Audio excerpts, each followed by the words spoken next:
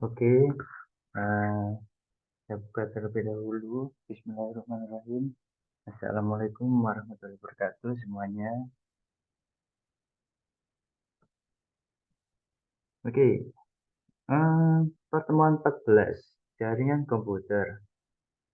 Hari ini kita akan membahas tentang AI atau Artificial Intelligence pada jaringan komputer dan juga network programming.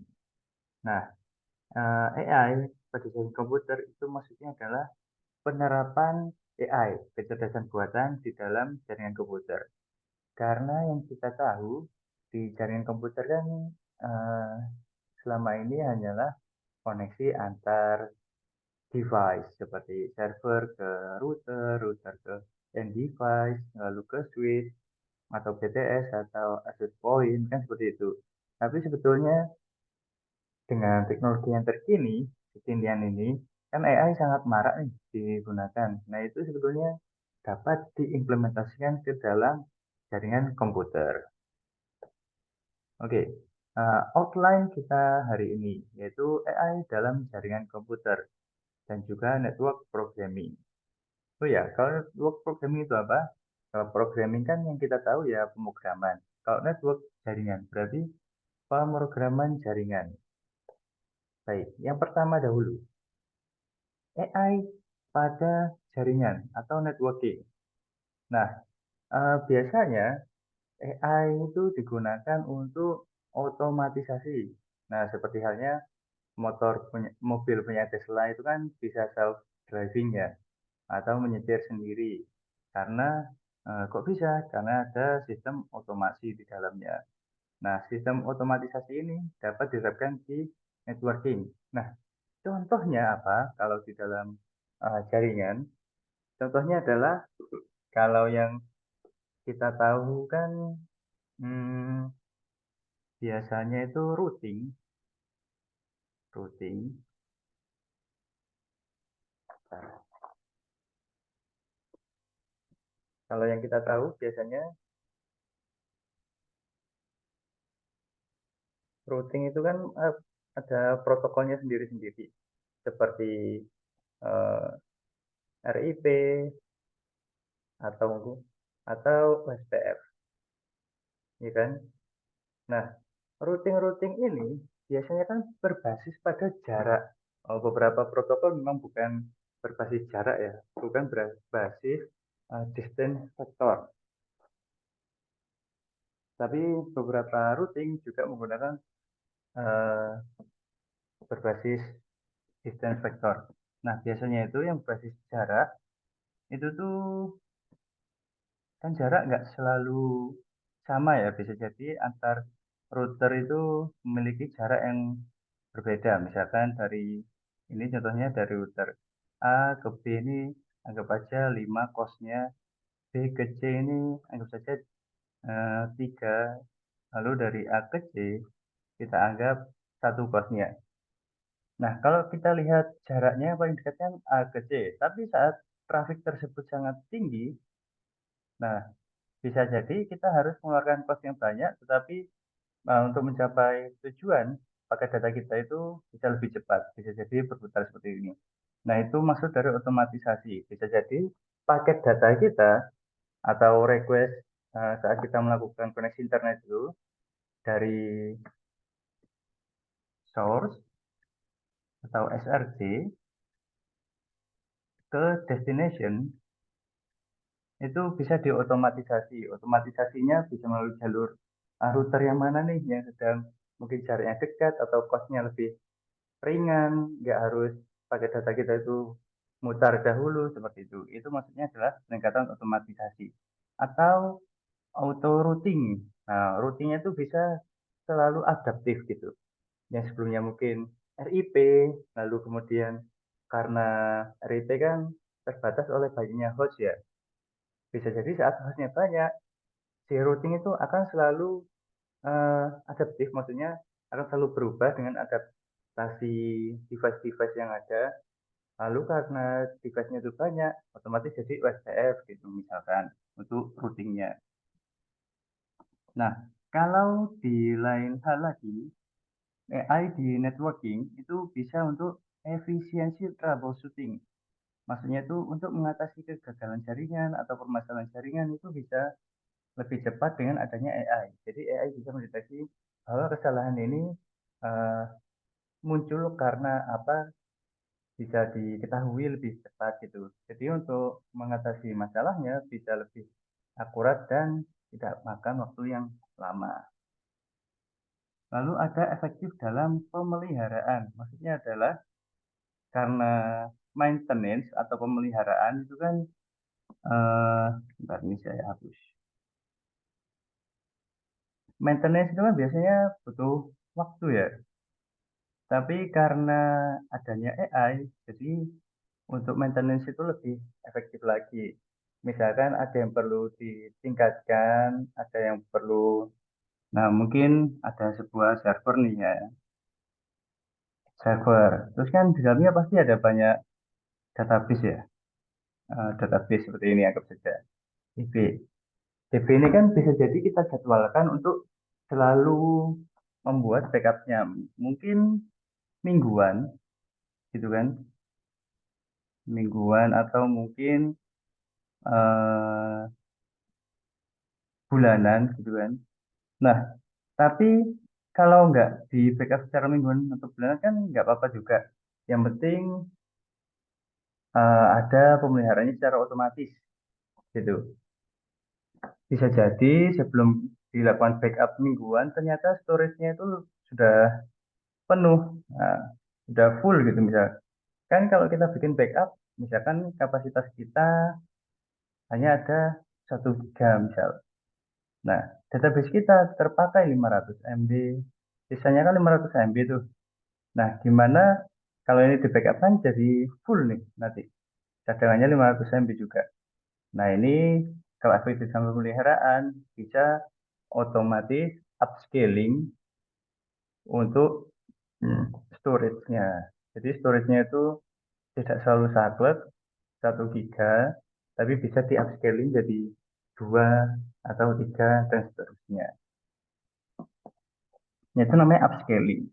Kalau di dunia sister atau sistem terdistribusi, itu tuh biasanya apalagi yang digunakan oleh Amazon AWS, Amazon Web Service, punyanya siapa? Jeff Bezos. Itu tuh isinya serba upscaling semuanya, downscaling sama upscaling. Upscaling untuk peningkatan layanan, kalau downscaling, misalkan kita menyewa storage di sana itu 1 GB, tapi kan costnya gede nih. Nah, bisa kita downscaling jadi 500 MB gitu. Karena kita butuhnya mungkin cuman ya website WordPress gitu yang nggak perlu storage gede gitu. Nah, itu downscaling. Cost untuk sewanya pun kan akan lebih murah gitu. Selanjutnya adalah optimasi jaringan. Nah, optimasi jaringan di sini maksudnya jaringan ini akan selalu lebih optimal dengan adanya AI. Jadi dengan adanya AI bisa berarti kan bisa routing lebih dinamis ya, eh, lebih optimal lagi. Berarti dalam pengelolaan jaringan pun juga lebih optimal. Ini di luar sisi nganu ya, secara teknis atau secara fisik ya. Kalau fisik kabel-kabel kan memang manusia tuh yang menata, nggak bisa AI untuk optimasi kan. Entah itu kabelnya di dalam tanah atau di tiang. Ini maksudnya secara eh, softwarenya, secara jaringannya. Terus AI bisa juga digunakan untuk keamanan yang lebih lanjut. Maksud dari keamanan adalah misalkan ada trafik internet yang mencurigakan, trafik mencurigakan. Nah, itu kan bisa AI yang mendeteksi, entah itu ternyata dianggap sebagai serangan DOS, misalkan denial, distribute denial of service, atau misalkan paket data itu isinya adalah malware, atau misalkan isinya itu adalah sebuah spam. Nah, itu kan AI bisa mendeteksinya. Kalau ternyata itu isinya DOS, malware, atau spam, misalkan, maka si AI ini akan otomatis memblok IP atau kiriman paket data tersebut untuk di reverse dikembalikan atau ya sudah diblok begitu saja. Berarti tidak diizinkan paket tersebut lewat. Nah, seperti itu. Itu contoh keamanan lebih lanjut di dalam penggunaan AI dalam jaringan komputer. Nah, kalau kita lihat gambar yang kanan, mana ini? Gambar yang kanan, ada judulnya yaitu Particle Threat Intelligence, yaitu secara apa praktis untuk mencegah ancaman dengan cerdas. Nah, cerdasnya itu diambil dari mana? Cerdasnya diambil dari AI ini. Oke, yang pertama ini ada define, begini aja.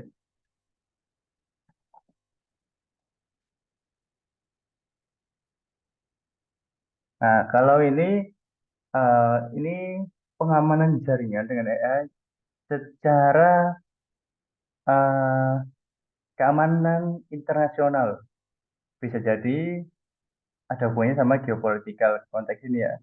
Karena kan server itu letaknya biasanya terpusat ya. Kalau nggak salah Asia itu ada di Asia Tenggara ya, ada di Singapura kalau nggak salah. Terus data center punya Amazon itu tersebar di mana-mana. Nah, kalau kena serangan semua kan ya berbahaya. Makanya pencegahannya itu sangat sangat penting untuk dilakukan. Nah, terkait dengan geopolitikal juga. Nah, caranya adalah dengan mengumpulkan dan mengklasifikasikan laporan secara cerdas. Maksudnya itu seperti adanya ancaman, terus teknik-teknik serangan terbaru, vulnerability report. Itu maksudnya eh, laporan keamanan. Nah, biasanya seorang hacker,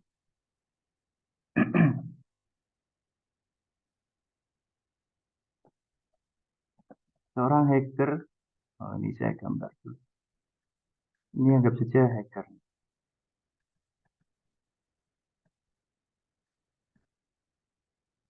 Biasanya hacker menyerang sebuah komputer dari targetnya.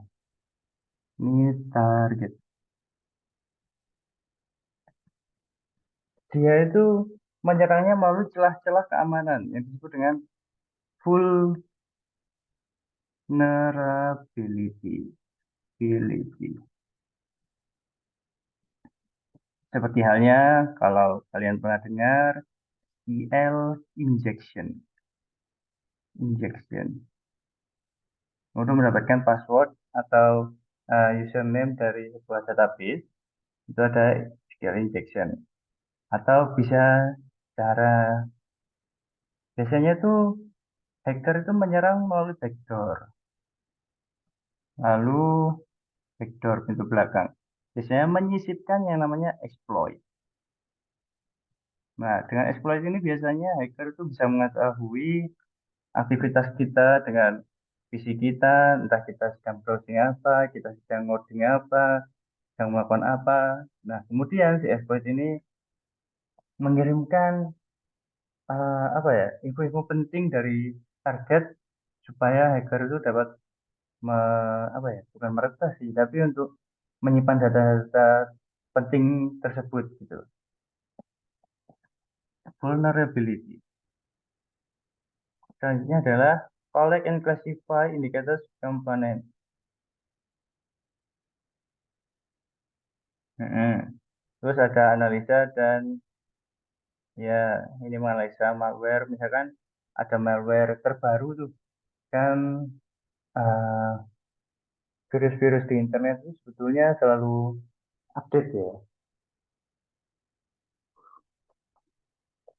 Kalau update itu maksudnya gimana?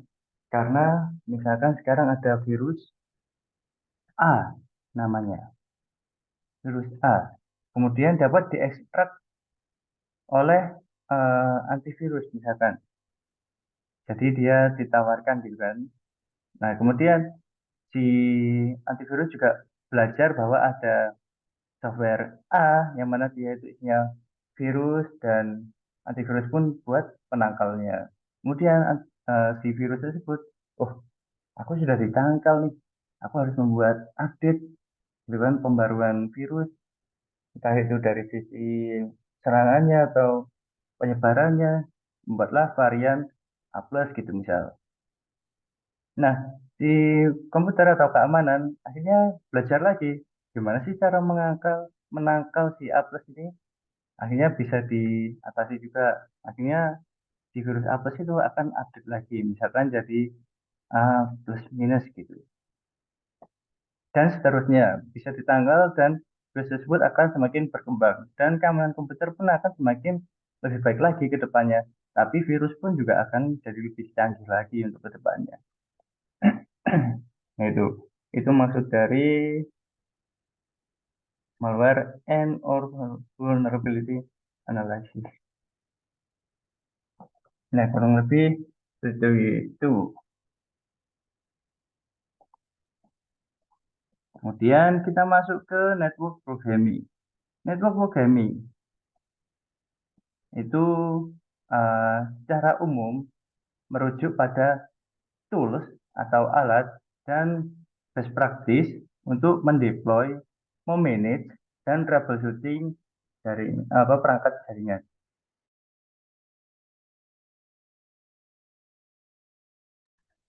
Salah satu contohnya adalah virtual machine. Nah, kok bisa? Karena kan di dalam virtual machine itu seperti ada komputer di dalam komputer, gitu kan ya. Dan kita bisa memiliki banyak komputer di dalam komputer dengan adanya bantuan virtual machine tersebut. Ini misalkan ada PC A, terus ternyata dia punya virtual machine jadi PC A1. Lalu ada PC A2, gitu kan. Nah, dengan adanya virtual machine, koneksi internet yang masuk pada PCA, nanti kan pasti juga di bridge atau dibagi lagi kan untuk masuk ke PCA 1, terus untuk masuk ke PCA 2. Nah, cara untuk men-split jaringan ini, memang perlu yang namanya pemrograman ya. Karena kan basisnya di semua bidang IT itu ada di pemrograman. Intinya di situ. Makanya ada yang namanya network programming seperti itu. Kemudian contohnya lagi adalah software. Kalau kalian pernah tahu XAMPP, nah ini kan sebuah software ya sebetulnya ya. Software untuk web service. Nah, di web service itu kan bisa kita bikin IP 127, bukan bikin sih, itu memang IP bawaan, loopback, atau istilahnya itu localhost 127.01. Nah, itu kan si uh, komputer kita juga bisa tuh untuk membuat IP-IP yang lain. Biasanya itu bisa kita berikan DNS secara lokal juga. Lalu ada yang namanya cloud.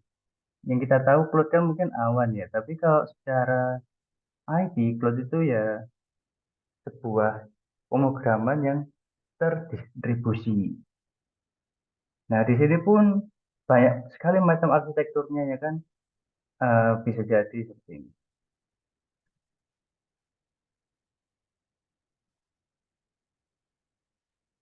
Cloud. Dalam satu cloud ini yang kita tahu hanya bentukan awan, tapi bisa jadi di dalamnya itu sangat kompleks. Ada Docker di dalamnya yang gambarnya kan paus itu.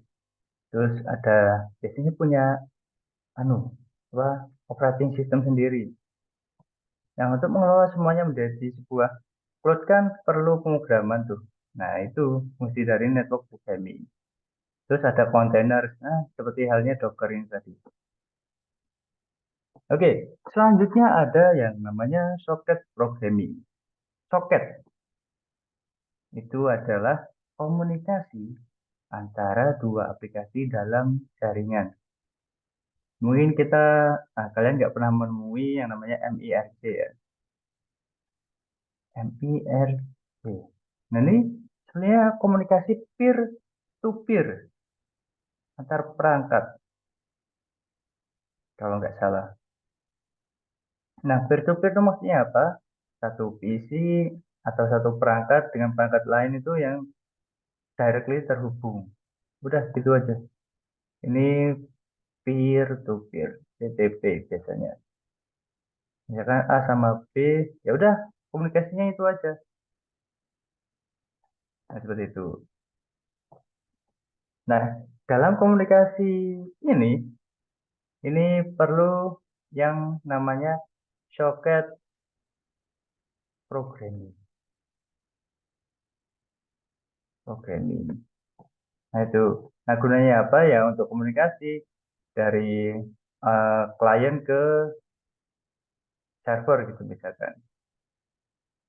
Klien membuka koneksi, terus bisa melakukan read and write, dan biasanya kan kita request koneksi ya, berarti kita kan membaca. Kalau kita sebelum gini, kalau kita membuat koneksi request atau kita browsing kan kita mengetik writing. Habis itu di server mengembalikan informasi berupa tampilan website gitu. Itu kan berupa read gitu kan, baca kan. Nah, biasanya komunikasi masuk di socket program itu seperti itu. Kita request, server memberikan respon. Nah, itu komunikasi dua arah, klien server. Gampangnya seperti itu. Oke deh, itu hanyalah penjelasan singkat dari saya. Selanjutnya, praktikum saya serahkan ke kalian semua. Oke, kalau gitu terima kasih banyak. Semoga dapat dipahami. Kalau ada pertanyaan lebih lanjut, bisa sampaikan melalui WA saja. Oke, terima kasih banyak. Assalamualaikum warahmatullahi wabarakatuh.